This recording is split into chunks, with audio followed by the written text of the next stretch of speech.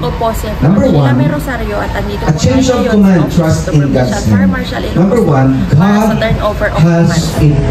Sinagawa ngayong araw ang formal na turnover of command na pinangunahan ni FAR Senior Superintendent Ramel B. Borja, Provincial Fire Marshal ng BFP Ilocos Sur, alinsunod sa Regional Order Number REA-2025-041-A na may petsang September 11, 2025 na linagdaan ni FAR Senior Superintendent Antonio N. Rasal Jr., Acting Regional Director.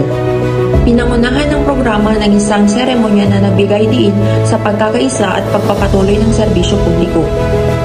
Sa kanilang pamamaalam, nagpasalamat ang mga hepe sa suporta ng kanilang mga kasamahan, lokal na opisyal at mga mamamayan sa panahon ng kanilang panunungkulan. Binigyang diin ng bagong hepe ang kanilang layunin na ipagpatuloy at higit pang palakasin ang mga programa ng BFP para sa kahandaan at kaligtasan ng buong komunidad laban sa sunog at iba pang sakuna.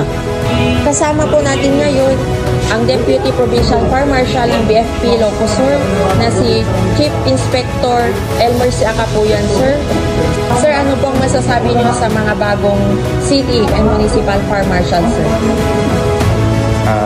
Magandang araw sa ating lahat. Ang aking masasabi sa ating mga bagong itinalaga na City and Municipal Fire Marshal ay ipagpatuloy lamang nila ang mga nasimulan ng mga outgoing City and Municipal Fire Marshal.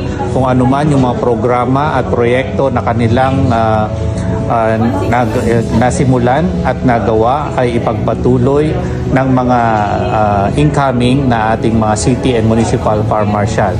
At para mayroong continuity yung mga programs na nasimulan ng ating mga naging City at saka Municipal Fire Marshal. At yan po ang aming nakalap na mga balita para sa BFP TV 1 Ilocos Sur.